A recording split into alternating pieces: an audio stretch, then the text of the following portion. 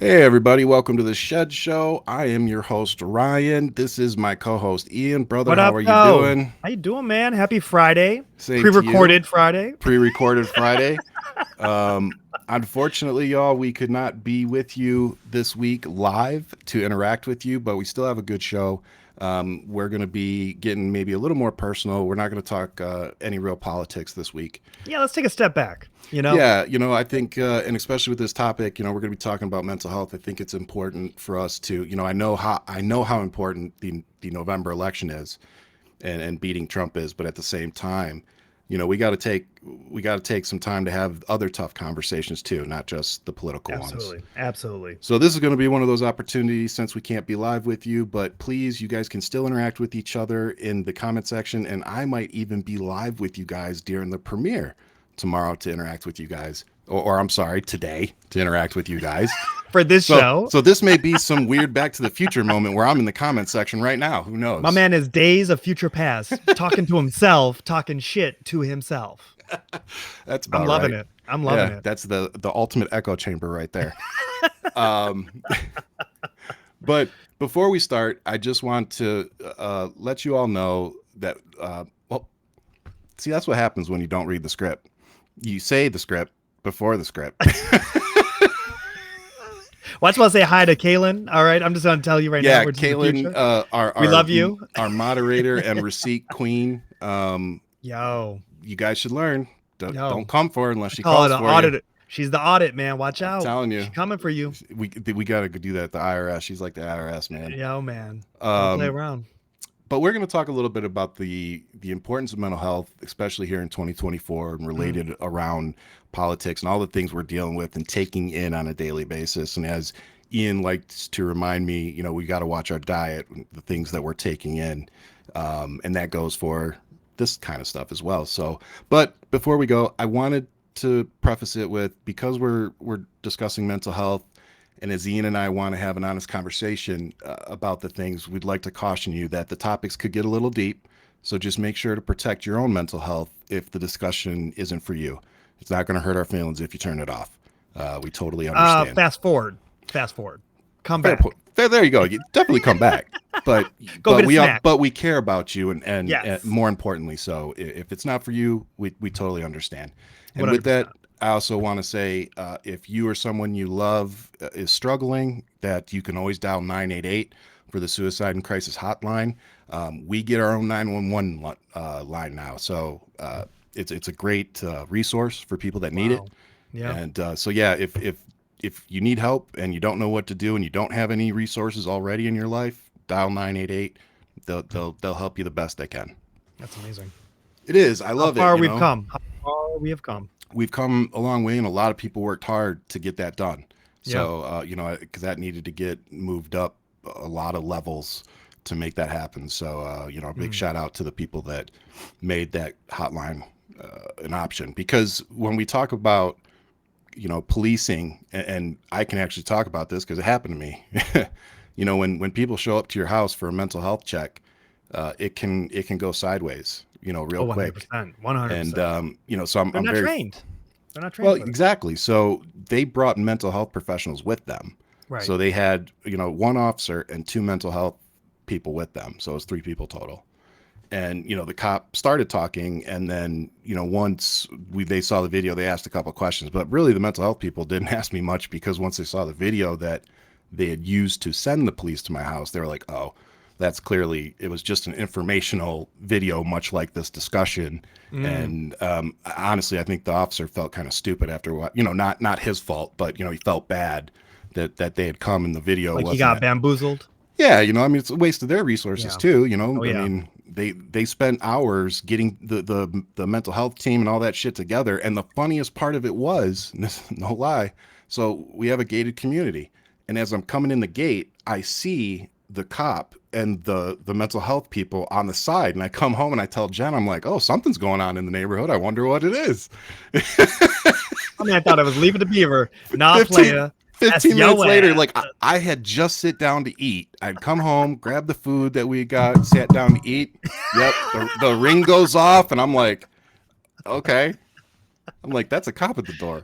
was You're like, like, that's yo, the man, same cop that was there. I was like, they're coming for I, me. I see how he knocks. I already know how that goes. I already Oh know. man. So yeah, it's just I've been on that side, so it's really Yeah. interesting.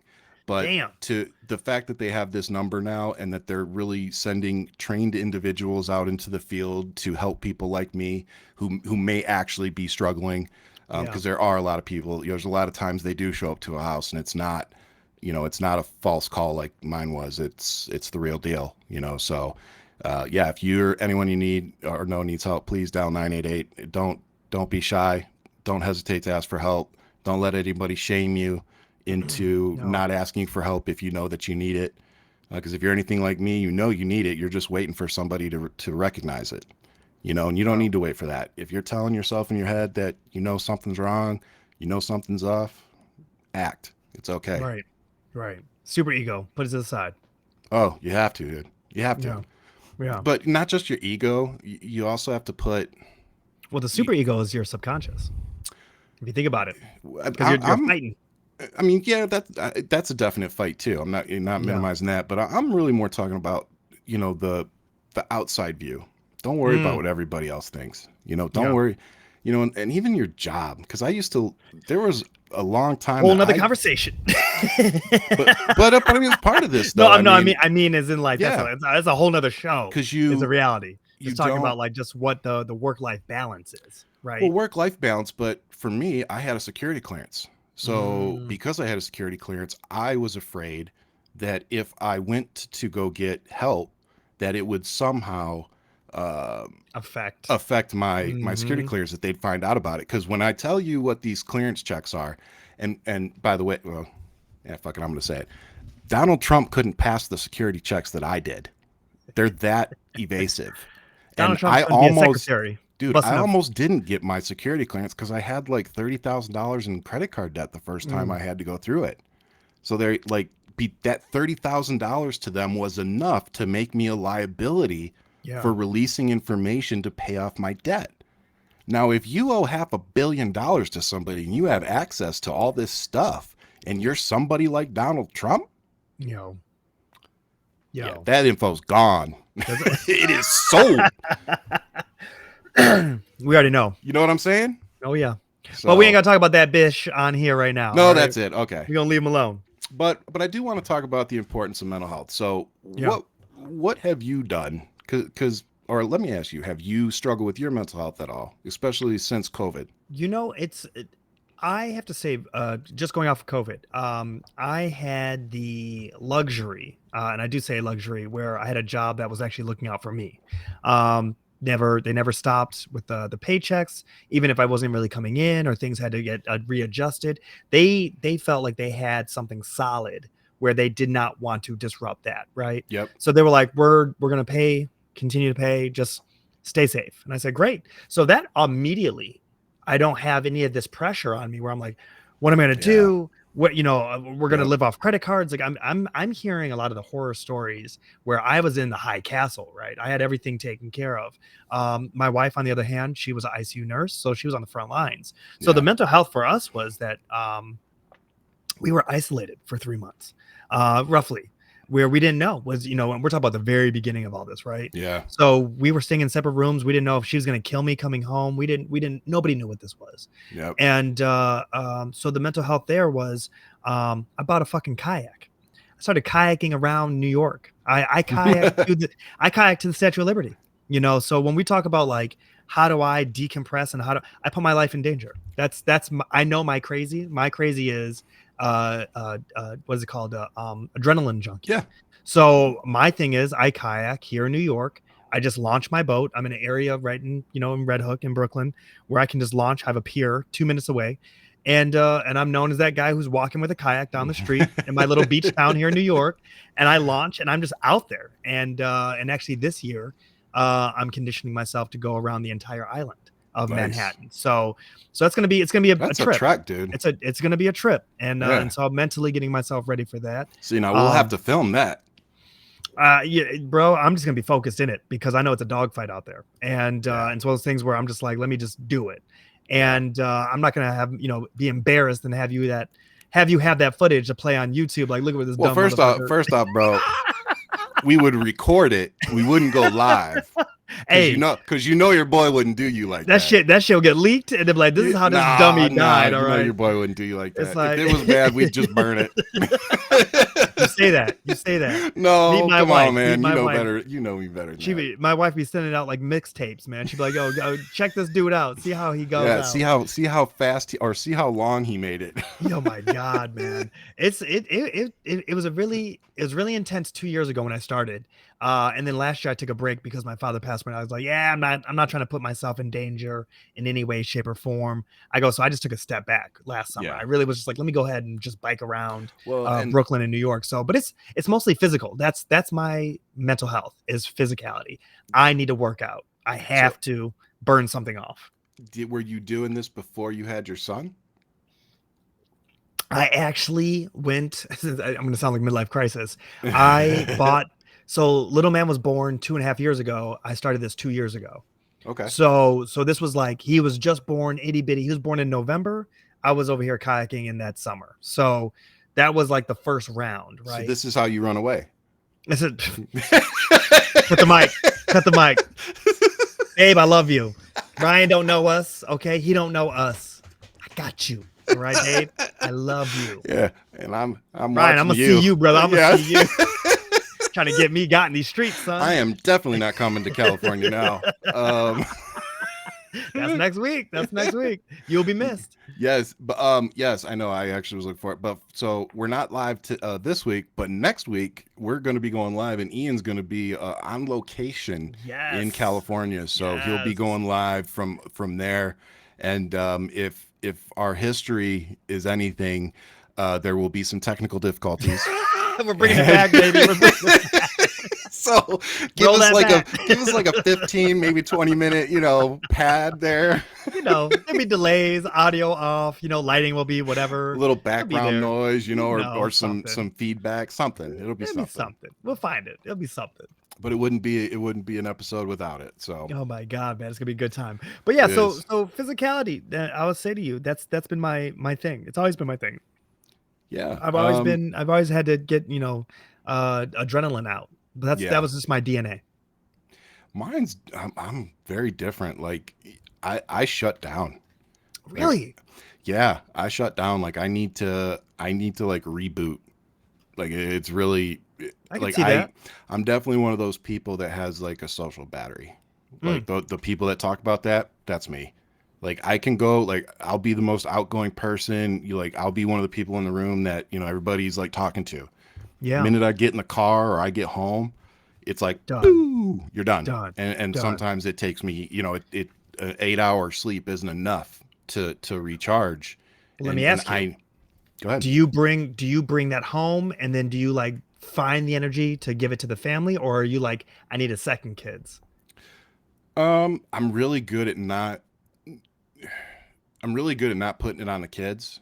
Okay. Jen, honestly, if I'm being honest, Jen probably takes the brunt of, me having to check out, or, me being upset and irritable. Like she's the one that is the go-between between everybody else and me. Okay. She's a filter where she steps. She knows. She can read the signs. She knows it. She's like, I'm not going to. She's like, I'm not going to compare it to a service animal, but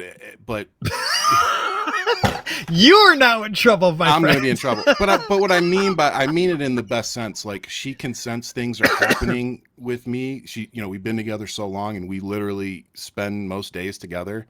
She can sense when it's coming. But I was about to say, she's like, I see a Ryan rant about to unfold. But honestly, what she does is it's the opposite. What her and I do, and I will say, this is probably the part that sucks. This is probably the part that sucks the most about me being bipolar and our marriage, is that when she has to lift me up, or when I'm struggling and and I'm irritable, she has to, it takes a lot of her energy to keep me in check. And I know that. Yeah. It just takes that extra energy because she cares, and she's that buffer. Right. And so when I'm good, and when I'm, like I'm always good, but when I'm like really good and she can check out, then she checks out, and I take over, and it's like, okay, cool. Cause I know she just got done dealing with me for the last few days, right. Or I didn't sleep last night, whatever the issue is, she Mhm. had me. Now she gets to check out and she gets to do what she needs to do, Right. for her mental health And she knows because that you got the base covered. You're good. exactly, Everything's good. and it wasn't always like that. Yeah. She couldn't always check out like that, before we got the medication and stuff straight. So, that's just it's evolved. We've figured out how to deal with the ebbs and flows of me being bipolar, our marriage, but the one thing that her and I work really, really hard on is making sure the kids at this age don't see me, like dealing They with don't anything. feel it. They don't feel it. Exactly. They Yeah, don't. yeah, yeah. Yeah. Like I'm always there, tuck them in at night. Like there's been a few times where Liv will go ask like Jen. She'll be like, "Is everything okay with Dad?" Mm. And it's like, "Yeah, everything's fine." And You know, it's my just they feel that disconnection. Where I unplug. yeah. Like Livy's like me. She picks up on that stuff way more than Dominic does. Okay. And so if I unplug for her, it's like, why isn't Dad being engaged like he always is?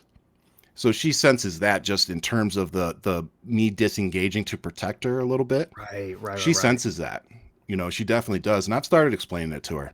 I'm like, honey, sometimes Dad just, it's not you. It's just I need to be able to shut the door and just I need a little bit. Right. And she gets it because she's like, you know what, Dad, I feel like that too sometimes. I'm like, exactly. And I said, and what do we let you do?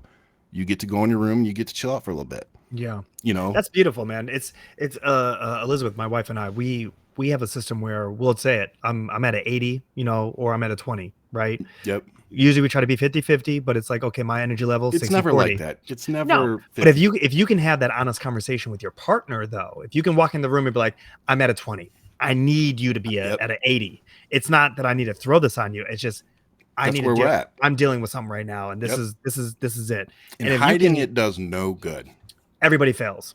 Everybody. Everybody feels it. Everybody's going to be Yep. angry with each other. But if you can have an honest conversation where you just say, I'm at a 20, I need you to be 80. There you understand the number. This Yeah. is on me. This is on me. And I'll take over, do whatever I got to do. It could be, as much as little man fussing and he just doesn't want to go to bed. And it's like, Yep. you know what? He probably just wants a little bit of time with me. He just didn't want to go to bed with you, which I'm not going to be mad at him for that. I'm going to walk in there. I'm going to, No. console him. I'm going to be there. I'm going to hug him. I'm going to tell him I love him. I'm going to just say, hey, man, here's the game plan, what we're going to do tomorrow. So I need you to go to sleep because we got all these adventures and it's going to be a busy weekend. So why don't you go Yep. ahead, lay down, close your eyes. I go, I'm going to pat your little butt. He goes, no, my butt. And I'm like, no, I'm going to pat your butt. No, my butt. Just a little 2-year-old talking his shit. And I'm just like, all right, can I rub your back? Fine. And I rub his little Fine. back and all right. You know what I mean? I rub his little Yep. back and be like, all right, man, I love you. Good night. Not a word, no nothing, knocked out. And I'm like, Yep. just took 5 seconds. But that's what he was asking for in that Yep. moment. And so it's just us kind of reading each other. It's Yeah. 3 different lives living in this house. And then Eno's the biggest personality, as you know. Yeah. That dog. So yeah, but it's one of those things. Biggest But personality. it really is. The same thing here. One of the things we're trying to teach the kids is how we communicate. So, Yeah. it's like anything. I didn't have a good, example in my household of what a couple's supposed to be. So Jen and I have kind of like I've had to figure that out with her. That's new ground. That's new Yeah, ground. for me it was for sure. So, we've had to figure out what a good example for the kids are. And, thank God that Jen and I both are very firm believers in, and I'm not saying they don't see us bicker, but they've never seen us fight. That's life. That's They've life. they've never heard us raise our voice at each other. They've never heard us call each other out of our names because we don't. That's the one thing with Jen. There's always, even when I was like manic, there was still always this respect there. It wasn't No, still that's wasn't- called fear. That's called fear. You knew there was No, a it- line that you would not cross. Yeah, no, that's fair. No, that's fair. That's fair. Because 'Cause you Jen ain't is the testing type. her. Jen's You ain't type testing person. her. She'll pack her shit. Like Oh, yeah. she doesn't need me. I tell people Oh, yeah. all the time. My wife is the kind of woman that she doesn't need me to take care of her. She allows me to, and there's a difference. You were allowed in her space. End of story. Exactly. And she allows me to do things for her. It's not that she Yeah. can't do it for herself. It's that she allows her husband to do it for her. And there Yeah. are things that she does for me that, is it that I can't do it? No. She does it for me because it's something that she was already doing or whatever, because she cares. Right. It's just but like you said, everybody's like, oh, it's 50-50. Sometimes, but Right. not all the time. Everybody's relationship is different, and I'm not judging. And that's true anybody. too. That I'm Very not fair judging point. anybody's, I but think, but I think what we're talking about are healthy relationships, right, you know, right. and it's okay to point out and admit that maybe the relationship you're in is not healthy. Maybe it's not conducive to your mental health. Maybe Well, that moment of clarity is a motherfucker. All it right. can So be. when they realize, like, wait a minute, It I can really be. hate this motherfucker. You know what I mean? Like Yep. it hits you. It hits you like a Yep. ton of bricks. Yep. But you You know, know, it's you know, what talking about mental health, it's like for me, I think the one thing that messes with me the most is my past. mm. So it's like those people that talk about you know, leaving the past in the past. I wish I could do that.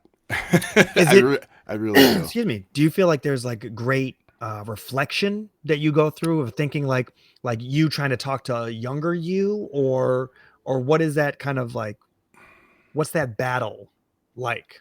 Definitely Because mistakes are made, right? This is how we learn, this is how we mistakes are grow, made, this but is you how we know, become who we are present day. but But but in terms of, you know, my mental health, I think I was dealing with a lot in my younger years that I didn't know exactly what I was dealing with. I was yeah. self-medicating. There was just a lot going on, and you know, one of the things I really struggle with is my ex-wife. Like Mm, you have things that you do to people, and you have to live with that. yeah. You know, like you're a piece of shit. You did something. You know, you had a period in your life that you did something really fucked up, and you hurt people. You know, doing it. And it's like for me, I wish I could just make peace with it, but Okay. I just can't. It's one of those things where I think like it feels like a failure as a man, you know, because it's like I may know why now. You know, I may know, you know, the pieces that led to that, why I was struggling with what I was. And Right. yeah, I know that now, but I didn't know that then. And it's like it's really weird. You just start playing this what if. Like what if I wasn't bipolar? What if I never struggled See, with my that's why mental what health? if can be very dangerous. It can It be can very be a dangerous because you motherfucker, dude. you could play that forever, right? And Forever. the And thing with that I always ask, and I really do challenge, is like the right person. And we had this conversation because like what we're doing, we have a relationship, right? oh yeah. You're my work wife. You know what I'm saying? Like this is what it is. I wear the pants. Everybody, just so y'all know, I'm the one in charge of this relationship. He just pushes all the buttons. It's his name on the show, and it's his graphics. So, It is outlined.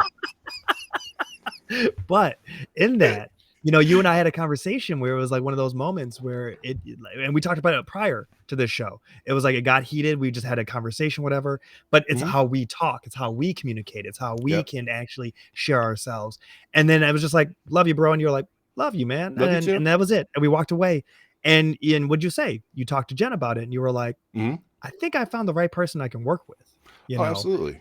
there's an It's element there where it's how you gel with people in general, and it's like I will always be the person who allows you to be you, no matter who that yeah. is, what that is, you know, because I don't take things personal in life. Yeah. But at the same time, I've been with partners who I've given myself to, and it's been almost like spit back in my face, and I'm like, wow, like Yeah. why am I putting myself through this? But for some reason, there was a life lesson that I needed to go through, that I had to go down that path.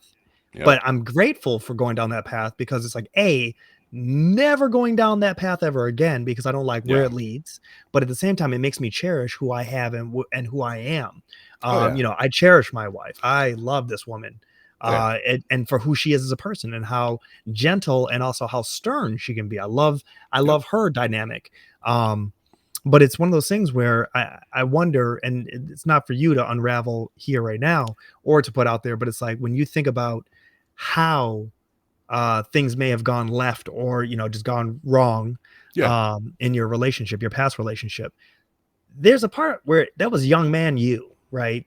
Oh sure. Which we're all idiots. Young men are idiots. You know, and it Plain and simple. was There's no way around it. and honestly it was much, you know, it was so much more than that too. Like I got engaged to her months before my dad died. You know, and it was just like You everything went that in the right had place dude, because you were everything that watching the happened after. decline. Well, no, I wasn't because I was in the military. So, you know, I was Mm, dealing with all of that too. The day he died was my last day in the military. Like he died, my commander found out. 2 hours later, I was leaving the base, and 4 hours after that, I was leaving my apartment with literal trash bags full of shit. And wow. and there was a 19-hour drive home. When I got to Michigan, I remember calling my mom. She said, "You can't go home. They haven't removed all of the hospital stuff yet. You have to go to the funeral home." So I drove 19 hours and I had to go straight to the funeral home and make his arrangements. Damn. So it was just a really fucked up time, you know. And then my aunt, like a week into it, my dad had switched. My dad had redone his will, and he put me as the backup executor. Mm. And my aunt, like a weekend, came to the house and put all the stuff on my patio or whatever. And she's like, "I can't do it," and turned around and walked away. I was like, That was his sister. "Yeah." So I was like, "Cool." So now Wow. I'm dealing with, you know, I was still out processing the military, you know, from Michigan, and Yeah. now I'm dealing with this. Yeah. So it was just so much, And then on top of that, a relationship where this and person then a needs you. relationship, and I just started falling apart Yeah. as the months and the few years went down. And you know, I tell folks there aren't many people that hate, you know, have a reason to hate me or really dislike me. Her family, they definitely, they're one of the few that have a reason to. And I just struggle with that. But like you said, it doesn't take away from, you know, like my current relationship, my current marriage. And like you Yeah. said, that being that perfect partner, you know, like you just said, you and I are, it's like, yeah, I hurt somebody, but were we really meant for each other? Was it really a Right. good relationship? Like you always look back at things 10, 15 years later, and, you know, it's always, you tend to look at things more fondly and forget some of the other things. Oh, things when Eh, they become nostalgic. Oh yeah, yeah. You exactly. romanticize the shit. And my wife, it's like, I needed, my wife's done 3 tours in the desert.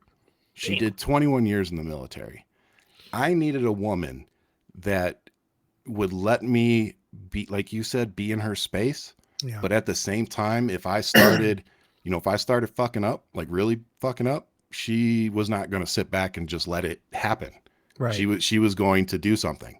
Yeah. And You ended up that with Captain America, motherfucker. Yeah. pretty That's, much. that's But literally I mean, at it. least in our marriage, you know, I mean, but it's like that's why I always praise her so much, because it's like I'm not easy to deal with all the time. Yeah. Like, you know, I'm very loving, you know, and I take great care. Like, I'm a great father. I know that. But there's times where it's just difficult to deal with me and be my spouse. And I know that, you know, and it's like, the fact that she sticks with me, the fact, and I'll tell you another thing before we move on from the mental health, or before we move on to your mental health, at least. Um, you know, I'm crazy. Done. okay. So, um, you're just unmedicated. Yeah. But for her, I'll tell you all this. This was, you want to talk about relationships and mental health. Like I said, before I was medicated, we were struggling. I was Mm. struggling. And, she, you know, she stuck around, and I tell folks, one of the reasons I went to get help, there was two big people that made me go get help. One was my wife. You know, she didn't give me an ultimatum per se, but it was Mm. more like, what's going on with you isn't normal. She's like, something's going on. She's like, I don't know what it is. She's like, but if you don't go talk to somebody, I'm going to have to figure something else out for me and the kids. Mm. And that was all. That was in 2015. That was all I needed, man. It was like, Yeah. oh, the kids? Like, okay, I'll go get help. That moment of clarity came real quick. I was in the Real hospital quick. I was in there a week later. You know, Yeah. like it was just like that's where I was. And do you And think that program was like a beautiful U-turn? Was that the spot that really helped you? I mean, that was the start of really delving into what was wrong. You know, Okay. like I said, I think if you're suffering with your mental health, you kind of know. Like Yeah. there's something like like you said in your subconscious, you kind of know. You're like, Yeah. this, like the way I'm reacting isn't normal. Like I don't see other people spinning up like this. Like you just have these conversations in your head, and like you said, the worst part is looking back. You know, and you're like, Yeah. fuck, this is the way I acted, or this is the way I responded to that. That was a total wrong response. Like these are the conversations I literally have in my head, and it could be Yeah. something from a week ago, a month ago, and I'm still sitting here like, fuck, I can't believe that's how I responded to that. And But it's that's what just, I find that interesting, Ryan, because when you put it in the context of that, where you're giving it thought, right? You're yeah, actually diving in. talking through it. You're processing it. You really are. Your emotional intelligence is showing.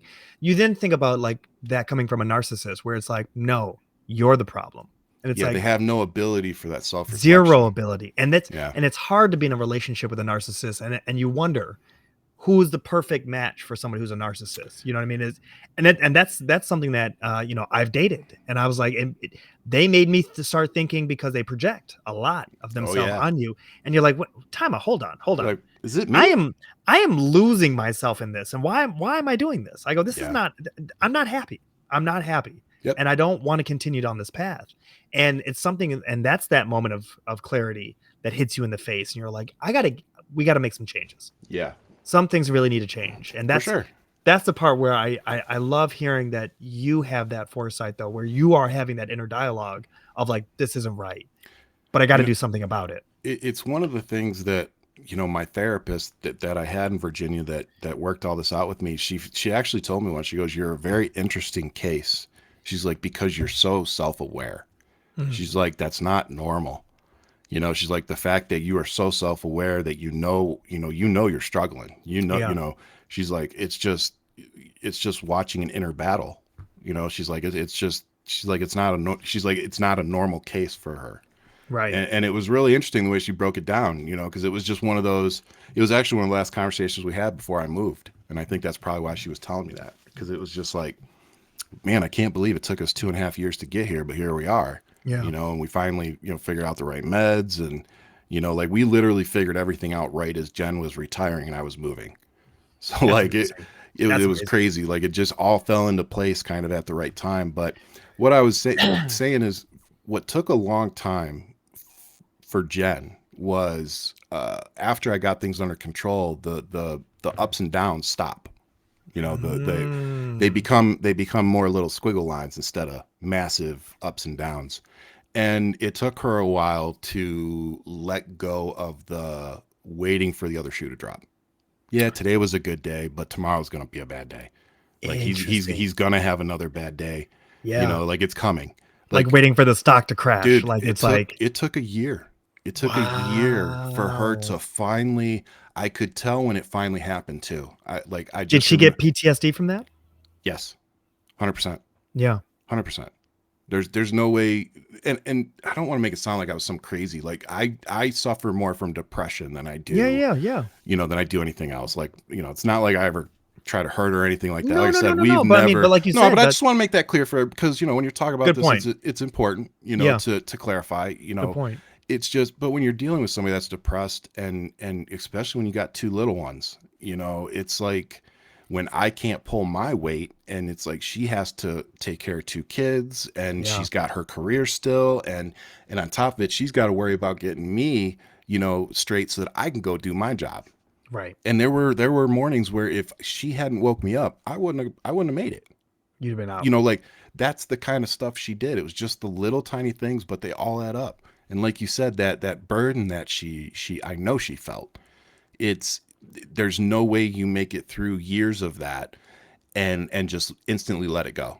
Right. It's like it's something that takes time. It's something that took time for her to realize, oh, okay. And we're 7 years in, and I've had one. The worst episode I had was probably 8, 9 months ago, and it was because I needed a new med. They switched Mm, my meds, and I was fine 3 days later. So mm. it's like, but again, because I know my body and because Jen knows me, like we literally both kind of sat down at the same time, like something's off. Like it just seems off, You And we guys are had in sync. You guys are really in exactly, sync. and we talked about it, and I'm like, I think my meds are off. Yeah. Like it seems like maybe my morning meds aren't working anymore. It really Sure does. shit, that's what it was. It comes down to you having a partner who you could just dance with. You can And I know dance, that, and I know that it and that goes, cares enough to be aware. yeah. It's like I actually said this to somebody else about you. I said, the nice thing about Ian is, I said, he's educated himself on what it's like to be bipolar. I was Mm, like, and what more importantly, what it's like to interact with somebody that's bipolar. yeah. And I think that is a big reason why, like you said, you can watch me spin up, but you also learn that I'm going to spin right back down. Yeah. And you've just learned that that's just dealing with somebody who's bipolar. We are very like emotional, but it's like, I don't know how to explain it. People always think I'm way madder than I really am. That's the only way I know how to like I give off this like mean that I'm really angry. And Jen's told me we've had this conversation, and she's like, sometimes you come off way angrier than you are. I mean, but see, and that's what I find so interesting between you and I, the dynamic. We've been doing Yeah. this in science class. You may come off a little angry, but I don't see you as angry. And then at some point I break through it and we laugh. Yep. You know what I mean? Like Yep. it breaks. Something happens, whatever the You case is. look for the cause. I You look for look the cause, but Yeah. I also look at that one little place I can poke that I know that you can't even be mad anymore. Like you Yep. can't. And once you laugh, We're good. you can't come back from that, right? No. And I thought about that with whatever that show was, where it's like you didn't know the time. I'm like, this Yeah. shit is hilarious. You're like, it's not fucking funny, and I'm like, no, but it is. Like, Yeah, that was there's nothing you can do about this. This shit is now funny, and yeah. that's it. And then And it's by like the you did, time we were done with the show, I was laughing my ass off about it.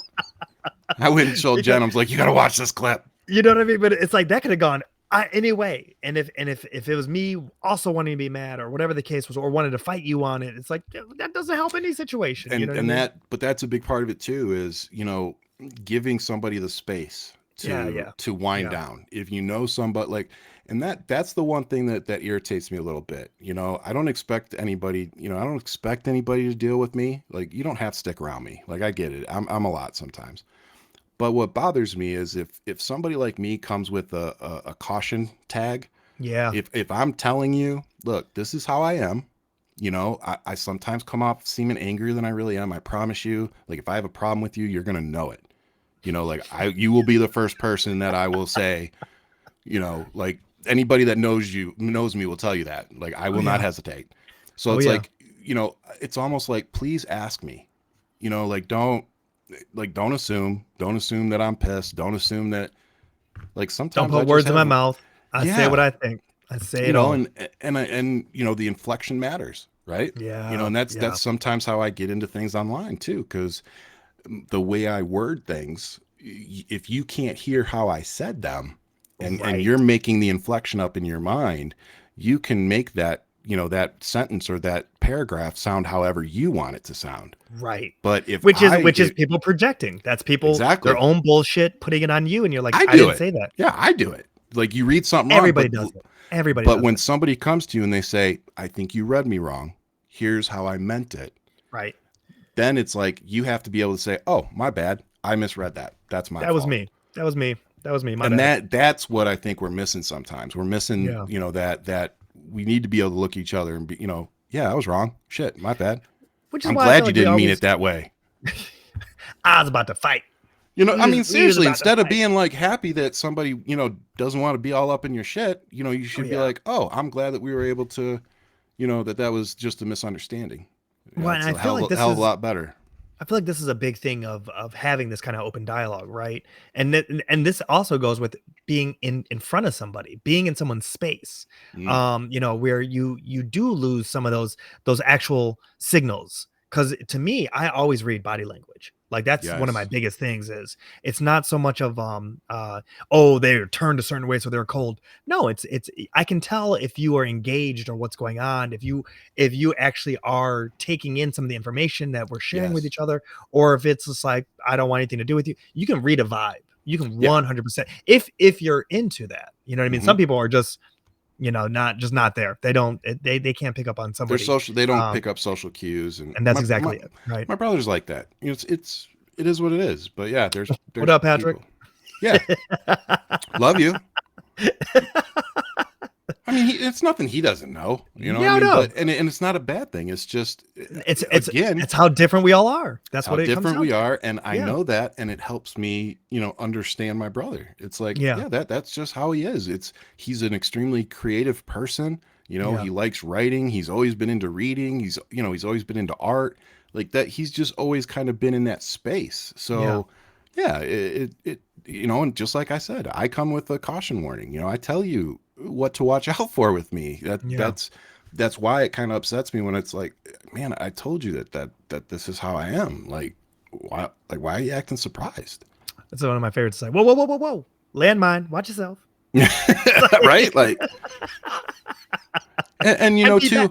10 feet back. when you talk about the diet too, we Yeah. were talking a little bit about, how I've been blocking social media accounts Mhm. to try to clean up what I see every day, block out relationships that I just don't think are benefiting me, Well, at they're like all. seasons, man. They come and Yeah. go. They come and go. And sometimes it's just because I'm a petty bitch and I don't want people to see breaking news or something on my page and then take it and use it. So sometimes I block you just because I'm petty as fuck. So caution. Yeah. I'm telling you right now, listen to people when they tell you who they are, and Ryan has just spoken. So there. Oh, and I'm gonna, you know what? I'm gonna tell this story. So Ian and I are texting back and forth, and I actually don't remember what it even is we were talking about anymore. We talk so much though, like phone calls, texting, yeah, and then I don't remember what it was, but I remember saying to him like haha, I'm a petty bitch, you know, or a petty motherfucker or something like that. And he goes, "Oh, good. So what you're saying is that I should get everything in writing about the show." No, we were talking about the show. We were having a good time and everything. And you said something about, you know, being owed whatever it is and that you're a petty bitch. And I go, yeah, copy that. Copy that. Get everything I will need everything in writing. I instantly was like, fair. That's fair. Fair after that comment. I go, you watching that? I was shit. dying, dude. You already know me. I was dying. Just like, this is so good. But again, you know, it's just like that's like you said, the fact that you can just make me laugh of something like that fast. Yeah. You know, it's just, and for somebody like me, it really does help. Laughter, there's just something about laughter, man. It fixes everything. You know, well, it fixes most things. You know, I think it keeps you healthy, keeps you young. Yes. There was something that I saw recently. Good for the endorphins. It's really good for the endorphins. And I have a funny story about it. I would make my therapist laugh. And they were like, you know, do you want to talk about some issues? Like, oh, I'm talking about some fucked up shit, but I'm gonna tell some jokes while we're going through it, you know. And it's so funny. We're gonna laugh about this. We're gonna laugh about this shit. We gonna unravel all of it, but there would be some jokes. So it was funny to always watch him smirk, and I'd be like, you know, you can laugh at that. He goes, I can't laugh at that one. Yeah, I can't laugh. I was like, you sure? Are you sure? And then like 5 seconds later, I would just see him just chuckle, and I go, Gotcha. See, now I know. I know where that soft spot is. You're like a peach. I felt that bruise. I got you now, boo boo. And he's like, I have a doctorate. Why are you calling me boo boo? Like, what's going on here? And I'm like, oh, we're going to talk. That's why. We're going to talk. That reaction right there is why. We're going to talk. I can remember I'm the youngest, so I had to learn how to be funny with all my siblings to get some attention. So it was one of those things. Speaking of being the youngest, though, you're dealing with some shit. Yes. It's like there's some things where, okay, so as we all know, you know, father passed away and he had 14 kids. So there's a lot of kids, right? At his funeral, 9 of us showed up. I am the baby, practically. There's one under me. Different moms. It wasn't the same mom, same dad. It was different families, but I am the youngest of my tribe, and then there's another tribe. So with me, you know, we're all going through health and everything top to bottom. But like today, for example, perfect example. I just came back from an MRI before I came here to the show, and I'm doing a full tune-up. I'm about to be 40, you know, this fall. And I'm like, I want to see what's going on top to bottom. And I have the luxury of having insurance and doing all these things and actually wanting to be proactive with my body. You know, having little man, I want to be here for a long time, as long as I can, at least. Yep. And so it's like, I'm going through top to bottom. What's up? Back in October, I had food poisoning that they thought was cancer. And this all became this tailspin to like modern, like to actual present day. And what's wild about it is that I'm like, what if I do have cancer? Let's just say, what if? We'll play the game of what if. I'm like, food poisoning just saved my fucking life because I wouldn't have known. That's my logic, right? That's how I see the world. Hey. I'm like, of course, this random occurrence happened, and then it put me down this tailspin to get everything checked out. Yeah. Where if I was just like, no, I'm good, let's just keep it. I just had gas and just keep it going. It's like, no, that's okay. Now I'm like Bob Marley, you know, it's gone too far. You know what I mean? You know what I mean? And it's one of those things where it's like, okay, so it went from one scare to another scare to another scare, and my wife is sitting here like, are you seeing doctors like behind my back and I don't know? I go, when do I have fucking time to go see doctors? I go, I barely have time for myself. I was like, no, man. I go, have time to do this show. You know what I mean? I go, the only person I'm seeing is Ryan. And you can catch that shit. Yep. By the way, like, subscribe, and check out the notifications. All right. Yes. Hit us up. we're also looking at helping name this show. Yes. I know Kaylin's gonna jump in and she'll let you guys know. At some point we got to wrap this up and we got Yeah, to we pick do. a name of the show. But we do love all the names you guys have been throwing at us. They've been making us laugh, especially after we wrap up. I hope we're But not saying this in December. okay. 2050. Yeah, right. Maybe that should be the name of the show.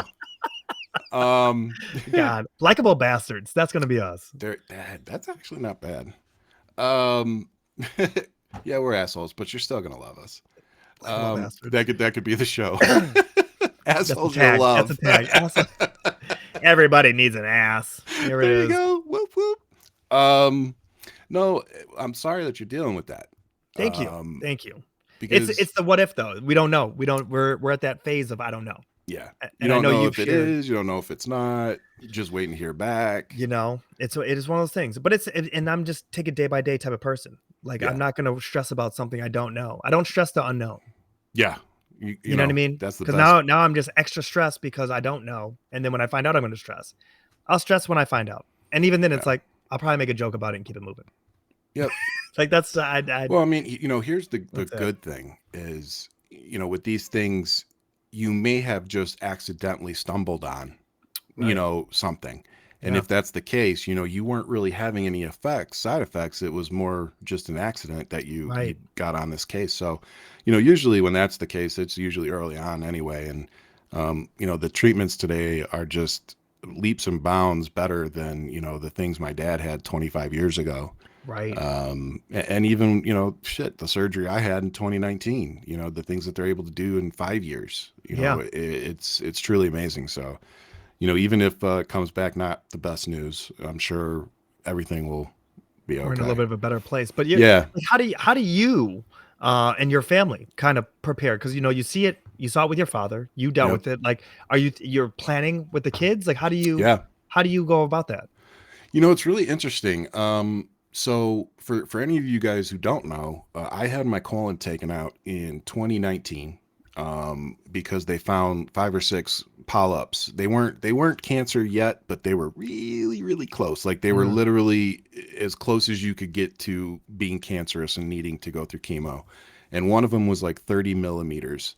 And so I remember I went in to go see the doctor. My sister-in-law is a surgeon here in Tucson, so she hooked me up with, the doctor's doctor, the doctor that all the doctors send their family to. mm-hmm. And she was a badass, my doctor. I'll give her a shout out, Dr. Slender. Don't give her any hate. She's an amazing doctor. She did my surgery. She's done 2 surgeries for me actually, because I had to go back in 2021 and get another big polyp removed that had grown back in the area that is still there.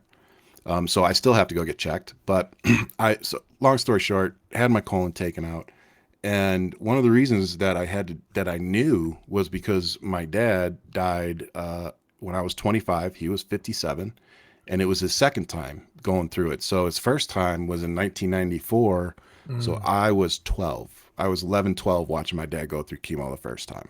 And wow. it was tough. Like I felt like I didn't see him for about 6 months. Like they would take him into his room and lock the door. Like they didn't want me to see him. Yeah. So, and then watching this, I didn't watch him go through the chemo the second time because I was in the military, but I got to see, I'd get to see him every like 2, 3 months for a little while until it got bad and I ended up going home. But it was like you could just see, the deterioration. And I remember one of the last conversations I had with him, he said, I think I think the chemo killed me faster. Mm, And that just stuck with me because it was almost like he was telling me he didn't think it was worth it. And I don't know if that was what he was trying to say, or what, but I just that will always kind of not haunt me, but it just will always stick out to me that he said that. Like yeah.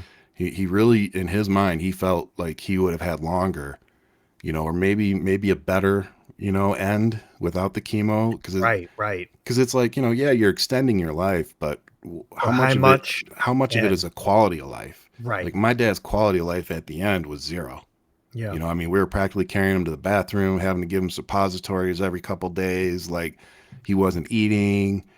Like, you're literally watching somebody die, Yeah. and it's just tough. So when it came time for my kids, I already knew. Oh, back up a little bit more. So my dad got a test done 2 weeks before he died. We sat down, and I think it was actually that same conversation about the chemo. And he said, look, I paid like $2,000 to get this test done. He's like, and I did it for you and your brother and sister. He's like, it determines if we have a genetic marker in our family. And the reason they did the test was because my grandmother died at 60 of colon cancer. My great grandmother died of colon cancer at, I think she was in her late 40s. So the oncologist, and the genealogist, they saw that and they're like, oh, there's a trend here. Okay. Yeah. So let's test and see if we can determine what it is. And they determined it was called, at the time, it was hereditary non-polyposis colorectal cancer. Today, it's called Lynch syndrome. Dr. Lynch is the man that discovered the genetic mutation, so they named it after him. So what this does is most people probably carry maybe a 20 to 30% chance of developing colon cancer. I carry a 90% chance. I also carry about an 80 to 90% chance of getting cancer in my kidneys and also my urinary tract. So for my dad, the second time, it manifested in his urinary tract as a tumor. So he had to have that taken out, but by that time it had spread. And I remember I got home from the military to come home and take care of him. My sister, what happened was he went in for his chemo. My sister was already here taking care of him. She had flew in from North Carolina. Or back home in Detroit, sorry. And she called me and she's like, we took him in for his chemo, and they came in like 20 minutes later, ripped everything out of him and admitted him into the hospital. They said they don't know if he's going to make it through the night. I'm like, what? I'm down in Georgia. I'm like, what the fuck is going on? Yeah. So I get on a plane. I get home the next morning, and he ended up lasting another 3 weeks. He made another 3 weeks, but what had made the red flags go up was his potassium was so high it was going to shut his heart down, and they didn't know if they'd get it lowered, and they ended up getting it lowered, and so yeah, they kept him. He went on hospice about a week later, and he was in hospice for about 2 weeks, and I went back down to Georgia. They threatened to send the MPs to my house. December 29th, I flew back down there on the 30th. And wait, he was what? Explain that. MPs. So, yeah, military police. So yeah, but why? What's? I was out of leave, and so because you were with family, that was passing. I was already on. Yeah, that didn't matter. I was already on. I like was they thought you were going AWOL. Like what is that? Well, no, I would have gone AWOL if I wouldn't have gone back. So what happened is, I had used up a lot of my leave going home to see Dad through the chemo process and stuff. So I'd started going home, and I had really good shop chiefs who I will not name, but I will say that they would let me go home on the weekend. And if I made it back in time to be in the shop on Monday, they didn't care. Yeah. So they never charged me for leave when I would fly home on the weekends. I'd fly out on a Friday night. I'd come back on either really, really early Monday morning or late Sunday night. And I would get to at least see him for about a day. And so as long as I was back, I had shop chiefs that were looking out for me and but they were threatening you with MPs. They weren't. They didn't threaten me. They were looking out for me, but I'd look out for them too. So like I would sign my leave form and I would leave it with them, and they'd put it in their drawer. And then if I called them and said, "Hey, the plane got delayed or something, I'm not going to be back," they'd submit the leave, and I had already signed it and everything, so it was no big deal. It was like it had already been there. So, it was nice having people that would work the system a little bit. Guys. Stop snitching. I didn't say their names. I didn't say their fucking names. No, don't give away the system. I had so many. You know what? It's changed, I'm sure. No, I don't think you're either going to have people that are going to look out for you or not. My wife did the same thing. It's like, point. It's as long as your supervision knew where you were and they knew what you were doing, and that's what you were actually doing. Then cover and move, right? That's the logic. Cover and move. Take care of your team. So he dies. So here's how I find out. I'm in my commander's office because my sister called me, and they said they had to put Dad on oxygen. It was at 100%, and it wasn't good. And I remember they put the phone up to his ear, and I said, I'm on my way home, and he got like upset. And my sister said, whatever you just said to him, he didn't like that. And I said, I just said I'm going to come home. And she's like, he doesn't want you here. And I was like, I remember at the time thinking to myself, what? And so the time it took me to turn my car around, go back to my commander's office, walk into the office and ask to see him, it was probably 25 minutes. By the Mm. time he comes out to get me, we walk in, my phone rings as I'm sitting down in the man's chair, in the chair in front of his desk, and it's my mom, and she said that he was dead. So I literally found out standing in front of my commander. And I remember I broke down, and the commander takes the phone, and I can hear my mom talking to him. And I remember him Yeah. saying, we're gonna get him home, da da da da. Da. He's like, we'll get him. I remember he said, we'll get him 10 days of leave. And my mom said, I don't think you understand. She's like, I want my son home now. She's like, and he's not coming back. And he started kind of uh uh and she goes, I don't want to hear She's like, you already made that boy come back, and he missed his father dying. He ain't coming Yeah. back this time. 2 hours later, I was Wow. walking off base, and they had I had to do a power of attorney. Shout out to Ashley, love you.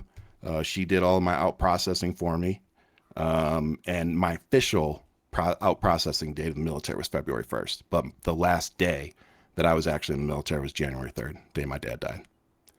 So that's how I found out. 30 days later, I went and got the test done that he had Mhm. asked me to do. Found out that I was the only one in the family that carried the gene. Um, Damn. so I have a 50-50 chance. Getting back to your question 25 minutes later, um, No. there's a 50-50 chance of me passing this on to the kids. So, and it's really interesting because it's genetics. I cannot get them tested. I legally I'm not saying there aren't doctors out there that I could find that to pay to do it, but Hmm. legally, I am not supposed to be able to test my kids. It needs to be their choice. So Oh.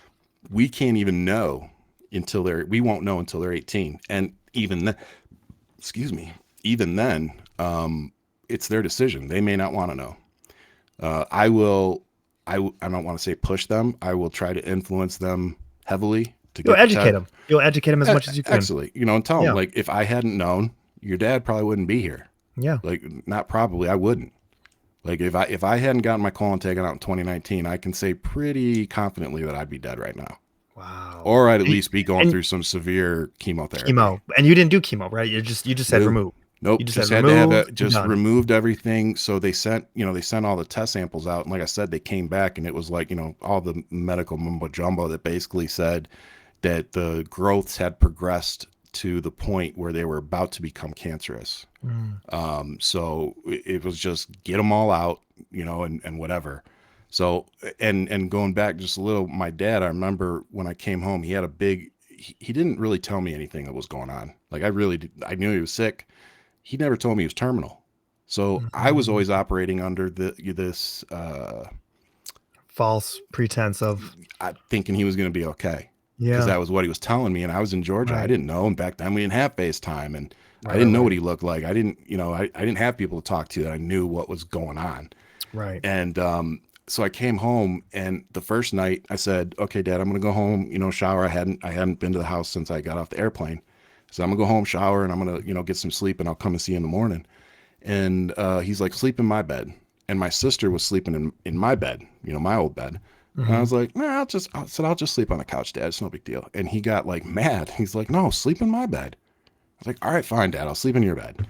So we go home, my sister and I. She's in the shower first, and I sit down on the edge of the bed, and I look up, and there's this big packet of paper, and it's like pinned to a board that my dad had in his room. And it was a little pegboard, and he used to keep like pictures of us on it, and like, ticket stubs from when we went to a ball game, like that kind of stuff was on it. Yeah. And over top of all of that stuff that had been there for years was this fresh packet of paper that, had been folded, and it was just sticking out. It was very obvious. And I, look at it, and I start flipping through it, and it's from 2005, September, and he was terminal then. It had spread to his liver, his spine, his brain, his kidneys, and that was in September of 2005. He didn't die till January Wow. 2007. Wow. So he knew that whole time he was terminal. He never told me. I still the only time I found out he was terminal was the doctors told me. He Right. still he still didn't tell me. Even after you've read that evidence, you're like, here's everything. He's like, no, Well, no. I didn't confront him about it. I'll tell you what I did. and my sister can contest or can back this up. I didn't shower. Um, I went and grabbed a pillow and a blanket, got in the car, and went back to the hospital, and I slept on the floor until we left. Mm, I didn't leave.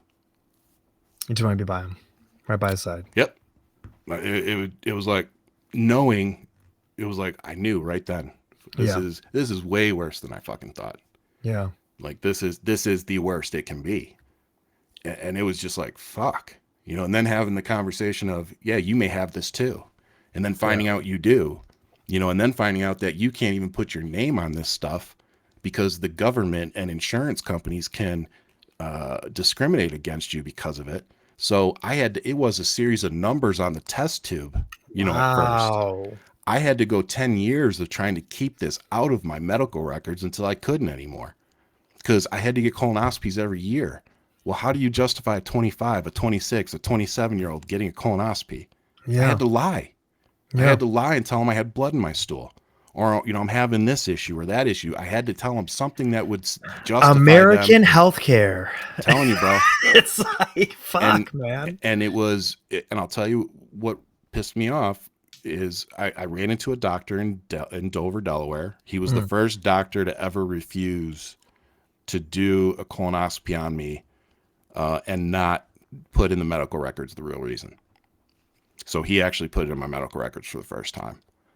And after that, I was just kind of, well, it's out, So after that, I just kind of started being like, I'd go in, and probably about the time I was 30, 32, it was like I'd started just telling them, I'm like, I need you to fucking do this because I have Lynch syndrome. And, so this shit's growing in me much faster than it grows in anybody else. And I mean, I started having polyps in my 30s. Like I said, 37, I was getting my colon out. So it's like my dad was 44, 45 the first time, and the tumor they took out of his abdomen at the time was the size of a tennis ball. Wow. So that, that probably would have been me, if they hadn't caught it around 37, 38. Right. So it's just so being really proactive you have to be is the most crucial thing. It is the most crucial. So now again, going back to what I've done for the kids, because this is probably the coolest and most important thing, is knowing that you have a genetic mutation. And I want to talk about this because this goes for everybody. This isn't just for my genetic mutation. This goes for everything. They can do these tests to determine if you have Huntington's disease, if you all these things now. So what I don't want to say caution. I want to say I would advocate for you to do what Ian did. Don't wait for there to be a reason for you to go get these checkups. Checkups save lives. Yeah. And if you can afford to, and if you think that there may be something in your family like I have, cancer that your mother and your aunt and your grandmother, if you see things like that in your family tree, it may be worth going to talk to a geneticist about it. Because they can do tests that will tell you what it is. And now, like Ian said earlier, information is key. So if you know that this is what you're dealing with, and you know that there's a possibility now that you may pass this on to your children, then the question becomes, okay, now how do I set my kids up, to the best way that I can in case they have this? Right. Same question my dad was asking himself when he paid the $2,000 for that test. So, what we did was we pay a lot of money for it actually, but we paid to have my daughter's cord blood stored. And what they do is they store like a case of the blood, basically a pouch of the blood. Okay. And it's directly from their umbilical cord. So there is in terms of stem cells, there is literally no better place for you to get your stem cells from the umbilical cord. So from the source. So when they get older, and we did the same thing for my son. So it was really cool to watch because, you're watching your wife create your family, which is a beautiful experience, in and of itself. But then you're also watching the doctors do their thing, and they cut pieces of the umbilical cord. So they literally store actual pieces of the tissue so that they can extract from the tissue. And then they also store, a packet of the blood from the umbilical cord itself. So Wow. it's like, it's really cool watching them do that. And then, I had to make a phone call, and they keep it stored. And then I make a phone call, and somebody shows up with a with a cooler, and they take it and they go deliver it. And then the place is actually here in Arizona. Get So, out of here, man. yeah, so we have everything stored for the kids. That way, we It's were talking. literally like a DNA piggy bank. Like it's like this is Exactly. there for a rainy day situation. This is theirs. Like, and it's not Yep. given to anybody else unless No, uh, it's strictly ours. Yeah. strictly. Yeah. Okay. Yeah. Okay. It's not one of those if you die, it's No, donated no, no, to no. whatever, I mean, whatever. I mean, Like on a yeah, no. license. You I know what I mean, mean? Like on your yeah, I license that mean, you donate and whatever, that's a good whatever. But idea. I would hope that maybe, if the kids never use it, they donate it. But, yeah, but no, this is theirs. This is this their is theirs. It's backup. there. This is something they can check out.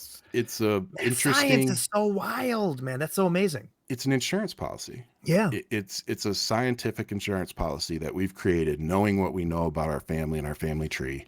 It's just a tool that we wanted to leave them, because, prime example. So if you, God forbid, you actually are going to have to go through this, Hmm. and they have a stem cell treatment for you, where are you going to get your stem cells? Right. You're probably going to you might have to depend on a donation. Right. Or fortunately for you, you have so many fucking siblings that, you probably get one from them. Thanks, But, Dad. your dad kind of took care of you that way. But, It's but no, I mean, so the kids, they won't have to worry about a donor. They'll just be able, oh, I right need there. stem cells. I can get that to you in 24 hours. Wow. But I'm telling you right now, man, you come home and there's like 5 of them, and you know that they're clones. You better watch yourself. It's gonna Right? be like Pet Cemetery with these clones, man. Telling you.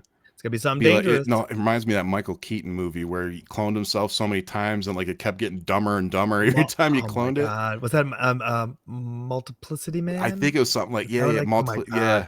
You're taking me back Michael right now. Keaton, I love you, by the way. Yeah, yeah, One of my yeah. favorite freaking actors. Love Michael Keaton. Yep, he's Guy's beast awesome. mode. He's beast So, mode. I wanted to ask you a question. Yes, sir. I wanted to ask you what song or genre that you're gonna lean on to get you through until you know what's really going on. You know what's been interesting? I always go back to Jungle Book. It's one of my favorite songs. King Louis sings it to Really? Mowgli. Oh yeah. Yeah, Okay. it's one of my favorite songs. And it's King Louis singing to Mowgli about how he wants to be just like you. And if you listen to the Yep. context of it, this monkey wants to control fire. Like it's all built in this razzle dazzle number, very jazzy, very like feels like New Orleans swing. Yeah. Um, and then you realize that he's so manipulative. He's manipulating this little boy to try to get power and try to dominate and become king of the jungle. And it's just this that it comes off as innocent, but at the same time you're like, oh, there's a real deeper meaning to this. Yeah, Um, there's a nefarious angle to this. very Yeah. nefarious, very. And but it's interesting because I put on little one man shows for my son, and there's these moments that I I'm love having with that. him. You know what I mean? And what's getting me is that he has an ear for music, which I love because I have an ear for music. And it's like he just takes 1 to 3 notes and he knows. He's like, oh yeah, it's Coco. Like, and by then I mean like we'll play Coco. And he'd be Yeah. like, remember me? Like Coco. He'd be like, no Coco. He And knows I'll it. be Yeah. okay, and I'll I don't play want some that from song. Frozen. No Frozen. I'm like, okay. Put on Jungle Book. He's like, elephants, and then we have to do the stomping song, and it's like, so we're Yep. having this moment, and he has a little elephant towel. So I say all that to you to say I'm going back with music. I'm like, just I really love it. I'm enjoying a music from the 60s. I'm enjoying some stuff. I've been leaning into some stuff that's in Japan recently, Japanese jazz music. I'm really trying to like get away from Americanized. I mean, like who hasn't heard, Cowboy Carter and her movement right now? I love that. That's Beyonce Wow. taking over the charts.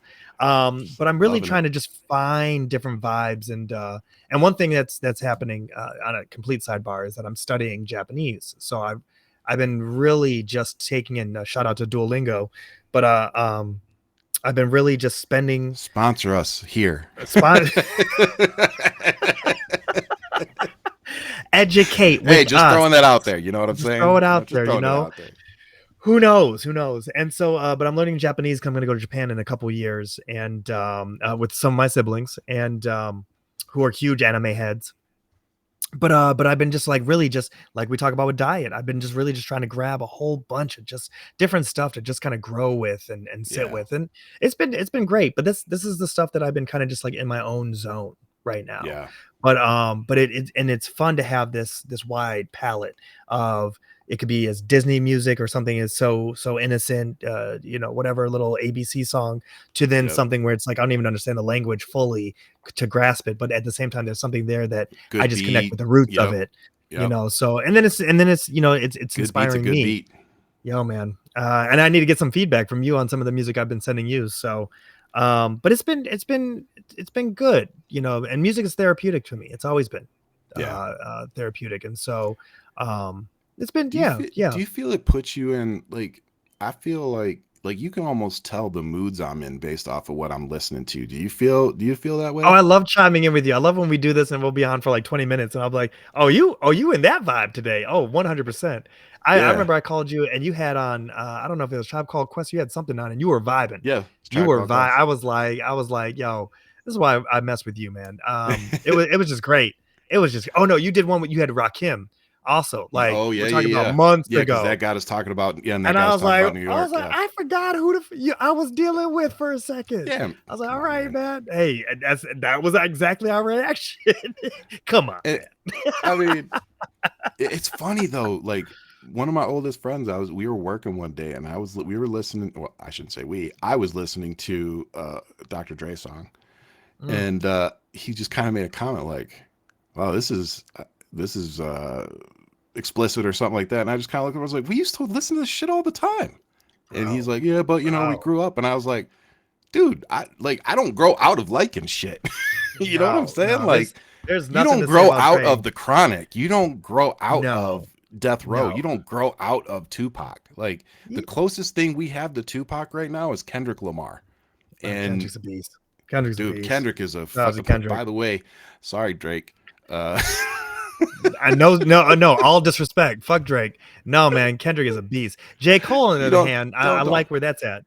But Yeah, I'm no I fan of like J Drake. I'm Cole not too even though. interested. I like J Cole. I like some of his Love songs. J. Cole. Love J. Yeah, Cole. But I'm just saying, yeah, no, Kendrick is taking over the game, and yeah. I've rightfully so. The definitely. way that I like their beef. I like this little shot for shot that they're going with each other. Yeah, yeah, and Which it's not horrible for the music industry either right now. no, it's needed. But that's for the culture though. That's hip hop. That's what Yeah, it's all about. In it's that, always been there, and again, I don't. yes, If you don't understand, what was going on in the '90s and the hip hop battles that were going on and the rap battles that were going on and the beefs. I mean, the Biggie Tupac beef was so big, like it was that was so big. insane. That was There was insane. almost nobody else in the rap game at that time because all anybody was talking about First was and foremost, Tupac. don't take away from Outkast because Andre got on stage and said it. Y'all want to talk about this East Coast West Coast beef? Well, the South got something to say. If Oh, you that's haven't true. heard that speech, go check it out. It's at the Source Awards. That was iconic. Yeah, That's what put Outkast that on the was map good. because my man came up there in front of all these people and was just like, Ludacris, you can't "Forget forget both of y'all." Ludacris. Yep, Luda came out of that camp. Well, I shouldn't yep. say that camp, but he came Oh, out, he from did. the South, from the dirty South. He wasn't with Dungeon Well, no, Family, he was. but No, but he was Gritty with So Mob So and Def. everybody. Yeah, yeah, yeah, yeah. Yeah. He was with So So Def. Yeah. Yes. But do you ever give Mad Villain a listen to? And that is Mad Lib and oh, I'm going blank. And why am I going blank? And I love him so much. Hold on one second. Let me see if I pull it up. Mad Villain is an album that came out 20 years ago. Okay. 20 years ago, And so that would have been in this is what it 2004. looks like. This is what it looks like, just so y'all can see So it. I'm not That's familiar Mad with it. Yeah. Villain. So this album, and this is what I've been really big into. MF Doom and Madlib came out with this collaboration. Madlib is a producer. MF Doom is also a producer, but he's a rapper. It's a brilliant album. It just went gold, and it's been out for 20 years. Wow. Like I want that to Wow. sink in. And this is one of those. It's not a sleeper. Not even This is platinum. Not even no, platinum. no. But this is Gold. when I tell you some real talent. do yourself a favor and go listen to Mad Villain. MF Doom's his entire catalog is phenomenal, and he just passed away this I'll have to past go give year. him a listen. You got to give That's him a too bad. listen. And this dude, he was made for this game because he would literally stick to character where he would send fake MF Dooms. So fake Dooms, he calls them Doom bots, just like the 1960s Fantastic Four, you know, Doctor Doom. Yep. He played off of that, but he made it more about hip hop in the streets. And he would send fake counterparts to do performances. So you didn't know if you got Doom or not when you went to a live show. His whole demeanor was amazing. He rest in peace. He passed away I think a year ago. But this album alone, Mad Villain was a game changer in the underground world. Yeah. And the samples, everything they did, how his delivery, it's phenomenal. Storyteller, straight storyteller. So So yeah. my last music question, and then we'll try to wrap this up. Do you think there's anybody out there right now better than Kendrick Lamar? And I'm not talking about music industry wise. I'm talking about rap ability. Is there somebody better than him? You know, I'm gonna say what Kendrick was to Tupac. Yeah, there's gonna be some kid that's right behind him. You know what I mean? That you don't know Oh, yet. eventually, but not right Yeah, now. yeah. I mean, if he's the the Michael Jordan, if he's the Jordan of this era right now, I don't know who's really coming for that spot right now. And not I don't. taken away from people like like OGs in the game like Jay-Z and Busta and all that stuff, but No. I'm like thinking younger. if you're talking about this current generation, and with all due respect, I'd still put Kendrick up against like Busta and them. Like he can still hold his own. Oh Like I'm yeah, not saying he couldn't, he but can I'm handle just it. like M. yeah. But you compare him to the Drakes and even Little Wayne. I don't compare Drake nor Little Wayne was a beast. I don't. There's a lot of allegations out there that Drake, we're gonna get hit watch with like a defamation. A lot of ghostwriting in Drake's camp. Mm. And there's a lot of things that are happening there. That I'm just like, meh. I never Do really. you hate on ghostwriters I don't hate on ghostwriters. I want people to or people that stay. use them? I think a ghostwriter is necessary for a certain demo. If I'm writing a book, you need a ghostwriter first Yep. and foremost. I just think you need someone to help you understand the layout, especially if it's your first book. Get a Yep. ghostwriter, 100%. If you're claiming to be the best in hip hop and this is what's going on, no. And I say that because I look at the forefathers that are out there. I look at Rakim. Rakim didn't have a ghostwriter. Rakim was a ghostwriter, right? I Right. look at Ghostface Killer. He was a ghostwriter. He would help write people's tracks. But DOC.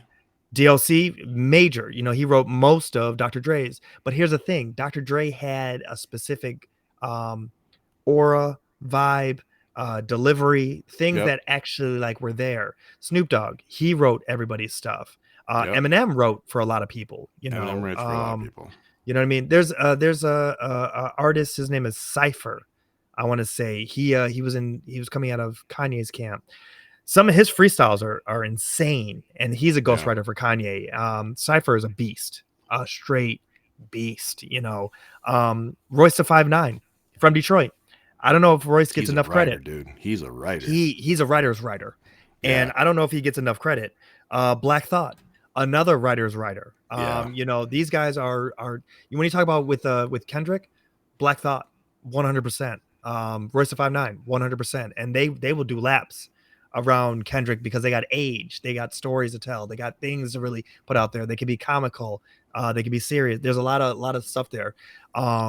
Kendrick is the rapper's rapper in the context of how deep he is with thought, Yeah. and so His storytelling abilities in a song is right up there with Tupac's.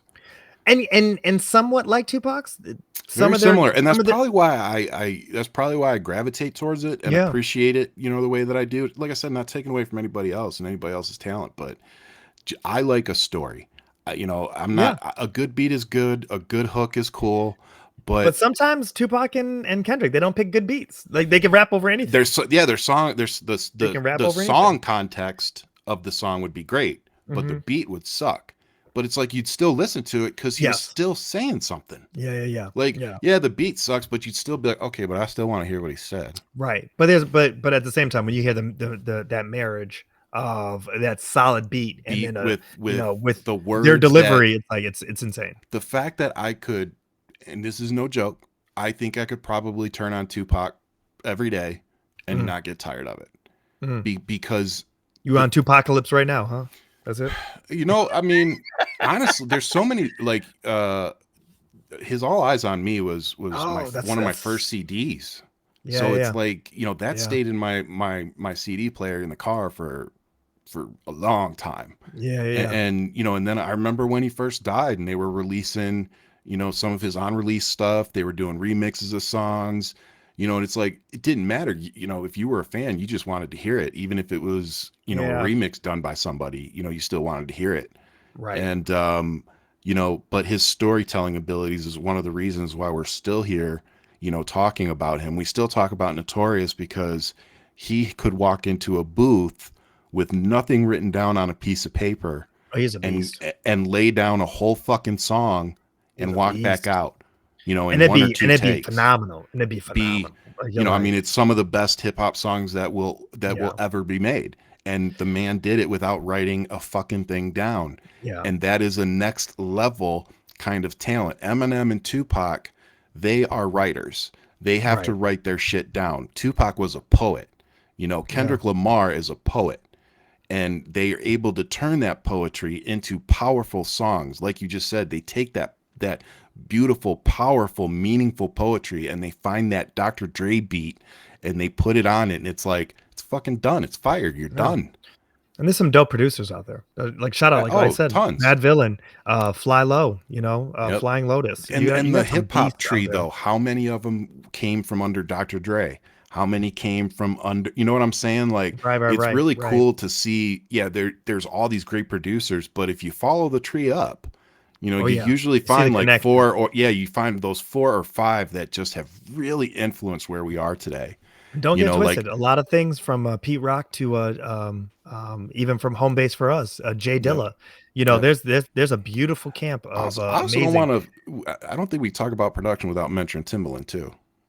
Timbaland's a beast, but Yeah, his beats are, when I tell you the soul of hip hop is Jay Dilla, if you've never listened to a actual album, this man did an album on his deathbed. It's called Donuts. Go listen to it. He was in the hospital and he did an album because and Kanye bit his style. Young Kanye bit his style. Dr. Dre is out there talking about Dilla as being the soul of hip hop. And he's from Detroit. He's right there. Amazing talent. Died I think yeah, at 32. Died too young, way too young. damn, yeah, it is too young. But if all you listeners out there, go check out some Jay Dilla. But like you said, Timbaland, Dr. Dre, they had a really amazing sound.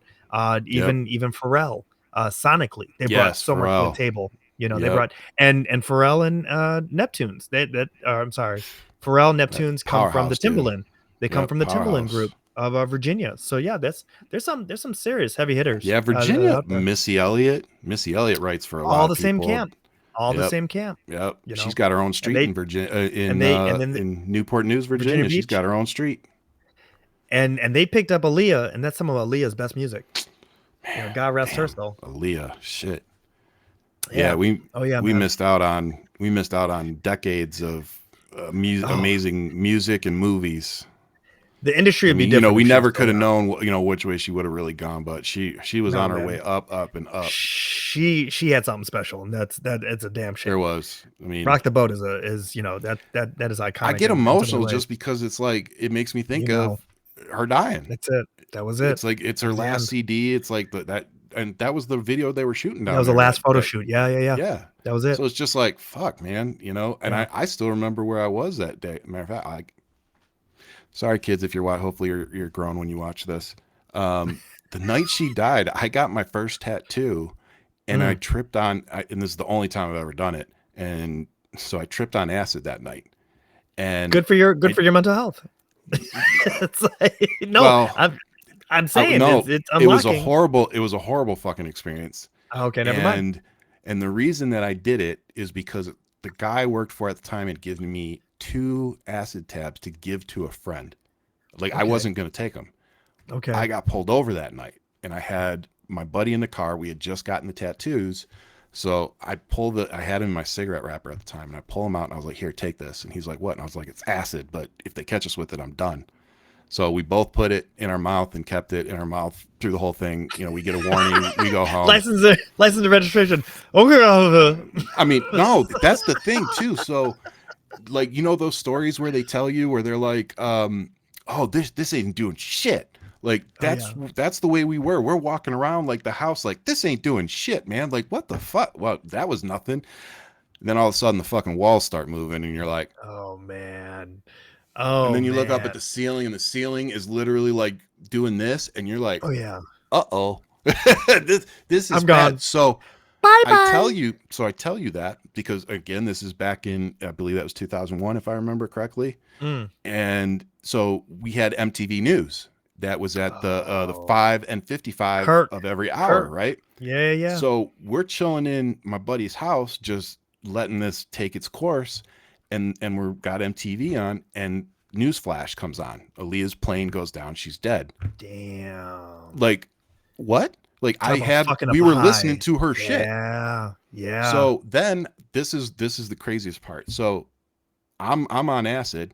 So now I'm watching the TV like this because I'm looking, and my buddy's trying to get my I'm like, no, dude, I got to see what the fuck just happened.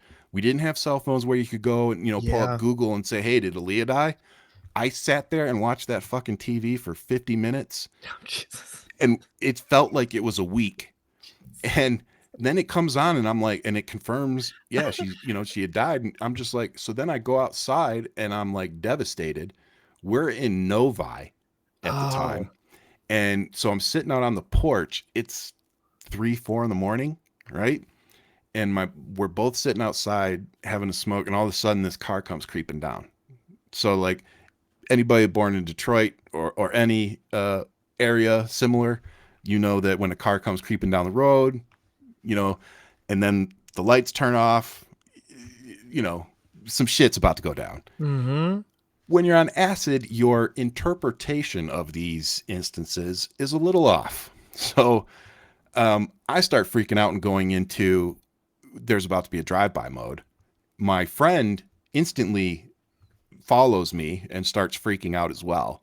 So we're like hiding behind a tree, waiting for this car to pass, and we're freaking the fuck out thinking that it's whoever. And all of a sudden a newspaper comes flying out the window and it lands on the driveway.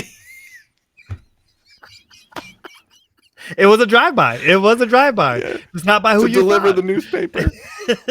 Bro, when I tell you, I had a cramping experience that I never want to experience again. I was cramping from here to my toes, and I was afraid it was never going to end. Oh my God. I will never, ever do Here that Ryan again. dies. Paperboy took him out. Oh, It's like, dude. here we And go. no, here's the funniest thing. My buddy thought it was a bomb. Oh my So God. then he's walking up to it and poking it with the yeah. Stop it. If you Stop don't it. do acid. It's, Oh my God. Well, you know. I mean, for Hey, you know, kids. yeah, it was not a Hey, great kids. experience for me. I'll say that. Some people I know love it, but Love it. Love it. yeah, I was 19. That was Young yeah, Ryan. that That's young was an Ryan. experience. That was an experience. God, that's funny. I love it. I love it. But hey, Paperboy. before we sign off and I promote what I'm going to promote, I wanted to give you an opportunity though to talk about, you know, you were talking about anime and your Japanese influences and everything. Yeah. By the way, did you know I lived in Japan? You know, you and I talk about it briefly. We talk because I know you were with the base, You would right? love You it. were. It was. I was in Okinawa. I wasn't at mainland, but yeah, I was in Okinawa. Okinawa. Bro, you know, it's like the Hawaii. It's like the Hawaii of Japan, man. It was. So, yeah. I want to go back. I don't think 2 weeks is enough time, and I know that I need to be out there. 2 for a years while. wasn't enough time. Yeah, I lived there for 2 years. It was beautiful. I think just because we were talking about Dad. So my first Christmas. So I got there in October.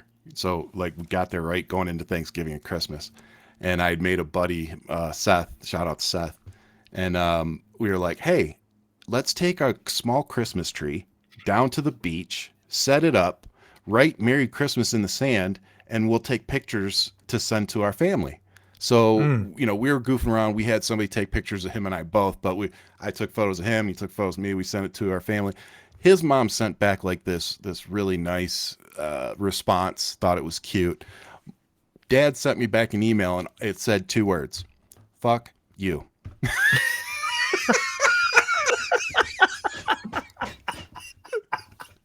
I got the email. I Now, called him later that night and I said, "Dad," I go, "that's all you got to say?" He goes, "It just snowed 8 fucking inches here." He goes, "And I've had to use the snowblower 2 times." He goes, "I opened your email in between the first and the second time using the snowblower. So fuck yes, you."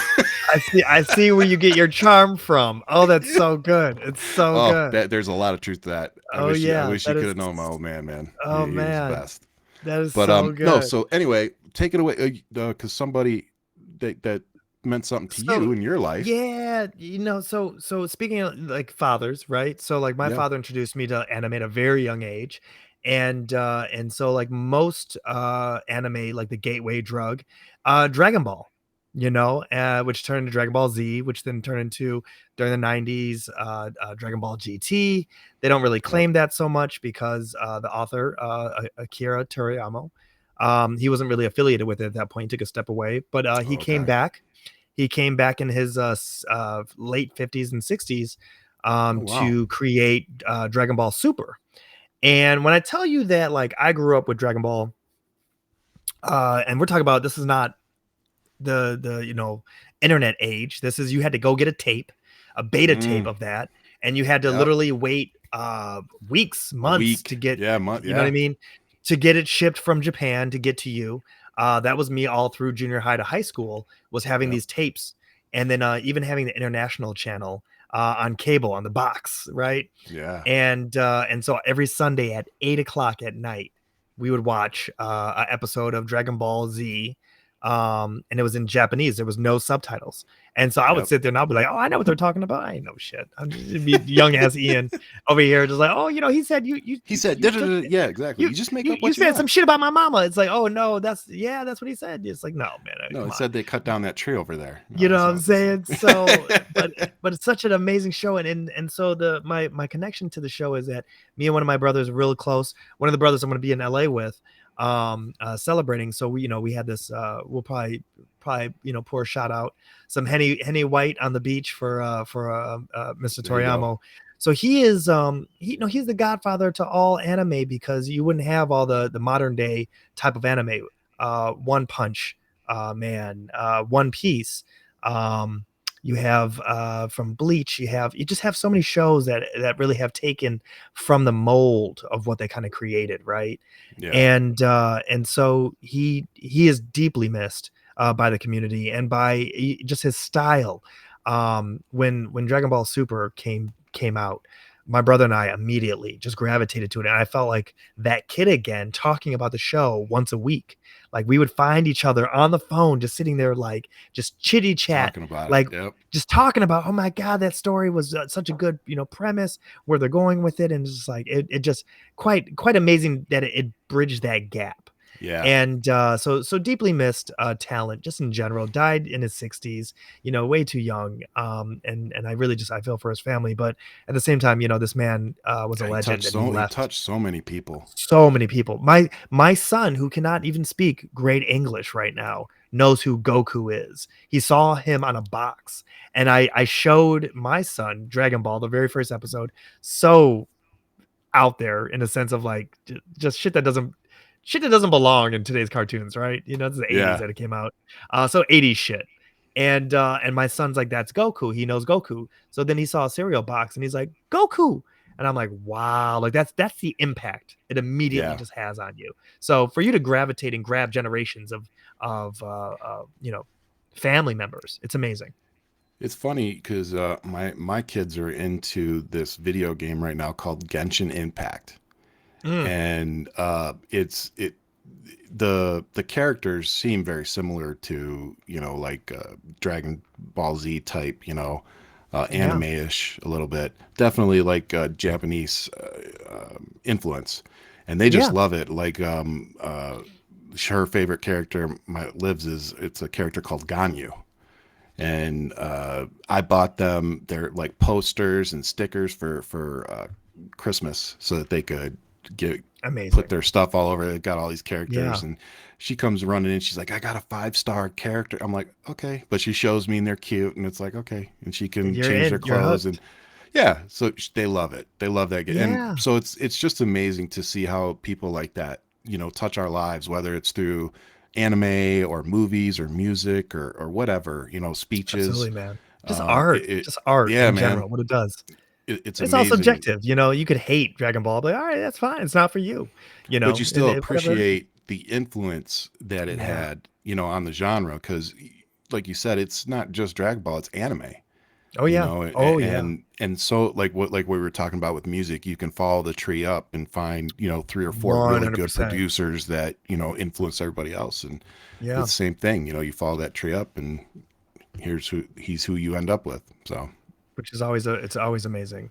And another thing yep. with even that is like this year has been really interesting where Godzilla, after 70 years of having Godzilla on the big screen, the original Toho house who created Godzilla in 1954, they redid Godzilla as a soft reboot called Godzilla Minus One, highest grossing foreign film in America. And it was on a $15 million budget, and it won an Wow. Oscar. It won an Oscar. And so like the new Godzilla comes out this weekend, right? Comes out tonight, for Friday, Yeah. right? So Yep. the new one, that's an Americanized one. But we're talking about like $450 million behind that movie. But a Mm. $15 million movie from Japan won an Oscar. And we're not talking about Oscar for best sound or for best visual of something. No, for CGI, for graphics. So Yeah. therefore, literally Godzilla 15 won million. a 15 million. Yeah, They Marvel just spends embarrassed 15 million, and yeah, they spend that in just the on just the just the buyback post. proceeds, right? Yeah, Literally, yeah. they Marvel makes movies for $400 million, and it's just Yeah, like, and all the day. graphics look like shit, you Yep. know, compared to what this movie was. So this movie, they're waiting to release it on a digital release platform until after this weekend. They're gonna let the Americans have their turn with Godzilla. But when I tell you go check out this movie, it's because of the depth, the heart of what the movie actually is, you know. You'll And to have to give you a send it quick to me. premise, it's a kamikaze pilot's redemption story because he didn't kamikaze, and then Okay. you sprinkle Godzilla into the film. It's a brilliant Hmm. movie, Okay. really brilliant movie. So So if the you're period into that, guys, make sure you check it out. Yeah. Like I said, you said it'll be free after this weekend, after they drop I the didn't say it'd American be version. free, but you got to find your Oh, streaming source. available. I'm sorry, my fault. Available, Sorry. available. Yep. But also on top of that, the contractual, they're waiting until this weekend for Yeah. this film to have its run. So how long that's going to be, I don't know. I wasn't there for the Probably a few negotiations, but weeks or a month. Yeah, yeah, something like that. yeah. But It just won't be long. look out for Godzilla Minus One. That's the film. Yeah. Nice. All right, guys. So with that, I think we're going to wrap it up with. I wanted to advertise a little show that I'm going to have coming up here. Um, I'm not asking Ian to be a part of it because I don't want it. I don't want to come off as teaming up on this individual, and I don't need Ian's backup, so he will not be part of the show. It'll be just me, but I will be having Joey Manarino. If you know who that is, he is a right wing personality on Twitter. I don't know if he's on other platforms, but he has about a 500,000 following on Twitter. We've been going back and forth about politics, racism. He posted a photo of Michelle Obama, called her a he today, Oof, along with some oof. other stuff. So I finally challenged him because I ratio him on pretty much every post. So finally, I was like, let's just hash this out. Let's do a show, and he actually agreed to it. So we're going to do a show on April 11th. I'm allowing him to pick the time because he's on the East Coast and I'm on the West Coast. So I don't have the time yet, but he has confirmed that he will be doing the show on April 11th. So that will be a special episode of the Shed Show. It'll be a Thursday. So Ian and I will still have our show on Friday that week, but I will be having Joey on, and we will be discussing some of the posts that he uses, some of the positions that he takes, why he supports some people like Donald Trump, the GOP, you know, all sorts of stuff. I'll be giving him an outline before the show because I don't need to trick him or Right. anything to win this. I offered to let him broadcast to his platforms, which he's denied. So it will only be broadcast on my platforms. But yeah, I'm actually looking forward to this because I think, especially going into this election, we need to take people like this and make an example out of them. They talk all big, on the internet and the keyboard, but let's see how he talks when we put a camera in front of his face and he has to respond to me live. But we are going to have, you'll be able to comment with us. You'll be able to ask questions during the show. So we will be interacting with you. I don't know if he's going to put a time limit on it. I won't. But if he only wants to do it for an hour, that's, it's understandable. It's his time. But yeah, so mark your calendars because April 10th, I'm going to drag this motherfucker all over the internet and it's going to be a show you don't want to miss. So I'm gonna be sitting on the sidelines with my Dune popcorn, enjoying the show. That's where I'm gonna be at. He said the Dune popcorn. That's where I'm gonna be at. I do believe that our wonderful Kaylin will be Yep. moderating, and she will be moderating from the platform that has everybody on it. So it'll be good. It's going to be a good show. Like I said, if anything, it'll definitely show the difference in extremism, because I even though I like to think I'm a more moderate leftist, I think a lot of people view me as more of an extreme leftist. So I'll take that for this. He's definitely extreme right. So seeing how we go at each other, I think is going to be, it's not just going to be good for the, a show, but I think it's actually going to be a good discourse to present to everybody so that we can see this divide that we really have going into November. And on top of it, we can flesh out what's bullshit and what's not. Right. Because I'll be doing some live fact checking. I got my computer right here. So it's going to be good. Make sure you guys tune in. And like I said, Ian and I, we will be here next week. He will be in California. He'll be shooting on location there. But we will still be coming live because just like this week, we pre-recorded because we just don't want to miss you guys. That's right. Thank you for always supporting us. Like Ian says, please like, subscribe, comment. You can check in the comment section. There may be a link for an affiliate or anything like that. Please support us any way you can. Oh, by the way, Manscaped is now, I'm now an affiliate for them. So I'll put a link in the description that you can click and go to and buy this. If you do, I get a little something for it. So That's what's up. I got this is the Lawnmower 4.0, which I can assure you I need. I'm not going to show you the after Demonstration. We want a demonstration. We're not going to do a demo. Maybe on my legs or something, but yeah, no, I appreciate them sending me this and allowing me to test out their product and even do a little advertising for them. So that's what's up, man.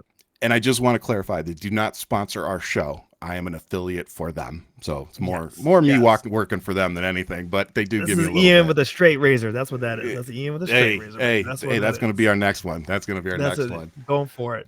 But happy holidays, man. Wishing you a happy Easter and to everybody who's celebrating a holiday right now. Happy holidays to you guys. We know this is time to be with the family and yes. We always can ask that you're just making those memories and have a good time. Yes. And we would actually love, if you're comfortable with it, we'd love to see some of the memories you guys in the comment sections. If you guys are comfortable posting, kids or just post photos of outside where you guys were doing an egg hunt. It doesn't even have to be of your family. Yeah. Just post some photos. Let us see where you guys were. We gotta remember what we're fighting for. A lot of positivity, exactly, man. Gotta put it out there. Like we said, and again, if you or someone is struggling, 988 suicide and crisis hotline. Don't hesitate to use it. Like Ian said, let's focus on the positive. If you have family around, great. If you're by yourself, come into our comment sections. I'm usually in there. Come say, hey, I'm feeling lonely, need somebody to talk to. That's okay too. I've been there, especially when I was in the military. So with that said, I just want to remind everyone that we don't have a platform without you. You know, you are amplifying our voice during these crazy times, and you know, we really, really appreciate it. I do not take your support for granted. I see you guys in the comment sections. We see you guys in the live asking us questions. You know, I'm not going to speak for Ian, but you know, engaging with you guys and responding to you is actually the most fun that I have doing this show, because Absolutely that's look what forward to these it's one of the Fridays. yeah, it's one of the reasons we do it. We do it Yeah. to engage you guys, and there's been times that we found breaking news. You know, you've broke news to us while we were live, so Yeah. Oh it's yeah. always been, it's always something cool. But happy Easter to everybody who celebrates, and to everybody else, much love. Keep fighting, and we'll see you guys next Friday.